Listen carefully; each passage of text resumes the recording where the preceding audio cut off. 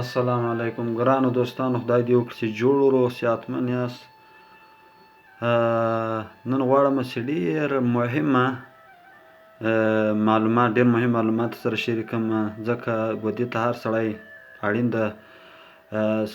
نن سبا خو لکه انټرنیټ، کمپیوټر له دغو شیانو سره مخ یو. ژوند د مبېدو ذاتاً موږ ته یې نشو کولی چې تېر یې کړو.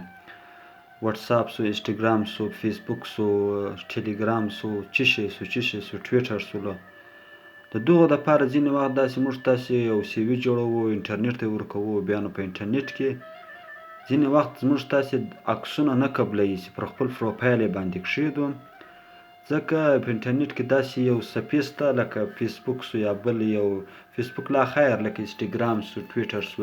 یو سی وي جوړوي، یو ځای ته خپل اسناد لیږي د کمپیوټر له لارې، د انټرنیټ له لارې یو ځای ثبت نام کوي د انټرنیټ له لارې. هلته مثلا ستا عکس وغواړي، عکس یې نه قبلوي. نو څنګه کولی شو چې موږ خپل عکس د یو انټرنیټ دپاره جوړ کړو چې په انټرنیټ کې استعمال شي او انټرنیټ یې قبول کړي.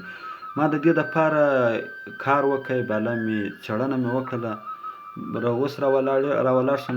دا زما یو عکس ده. ګوره دا عکس زما کمپیوټر په ترکي ده، خیر زه تاسو ته په پښتو یې ترجمه کوم.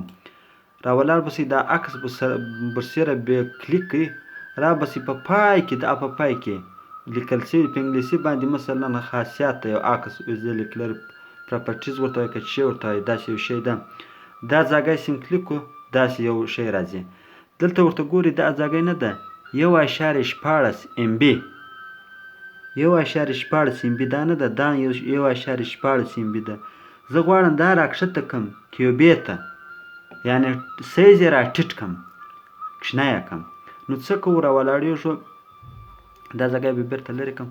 پر دا عکس ګوره، دا کوم عکس چې ما دغه کړی ده، راولاړ بسئ، دلته ورته ولیکئ، په انګلیسي باندې لیکلي دلته ویت اوپن، یعنې یو ځای خلاص کړئ. را بسئ دا ځای ویت اوپن سیم ووهو، راولاړ بسئ، دلته پینټ لیکلی، پر دا پینټ په کلیک وکئ، هغه عکس راځي دلته. ګوره دا زما عکس ته رالی، کوم عکس چې ولته هغه عکس رالی. دلته به راسئ، دا ځای نه ده، دغه پر ده ځای به دا ځای وي چې مثلا نوی یو په انګلیسي باندې چې هرنګه لیکل شوي، خو دلته په ترکي باندې لیکلی دی چې د عکس ته نوی یو سایز ورکړئ، نه چې څومره سایز ته غواړې هغه رقم یې کړه. دا ځای به کلیک کړې، راولاړ بسې، دغه پیکسل دا ځای به ووایه. دغه ځینې وخت مثلا دغه ټیکمار علامه لرې کولی شي، او ځینې وخت یې مه لرې کوو، ځکه هغه تاسو سره کومک کوي. دغه لوړه نقطه عدد نه ده، دغه لوړ عدد دا لرې کړه. دغه لوړ عدد چې دې لرې کړئ، دلته چار عدد ورکوئ، مثلا هغه له تا سره همکاري کوي. زه مثال دلته 12 ورکوم، 1200، یعنې 1200.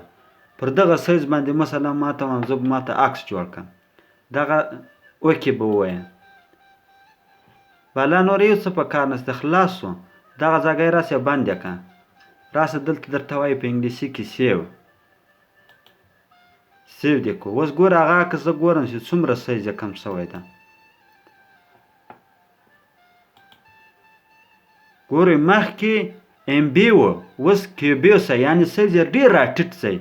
لکه مثلا GB انټرنیټ، 1 GB انټرنیټ زر دغه کېږي که نه کېږي، مثلا 1000 MB. دا مثلا یې د MB څخه راټیټ شو، لاندې رالی. داسې یو مثال لري. اوکې، مننه ګران دوستانو. ویډیو ته مې لایک ورکړئ، او په فیسبوک کې راسره ملګری شئ، او زما ویډیوګانې در سره شیر کړئ، ستاسو د وټساپونو له لارې، د فیسبوک له لارې. د انټرنیټي ادرسونه د فیسبوک نظرګل نظري، د یوټیوب مې نظرګل نظري ده. مننه.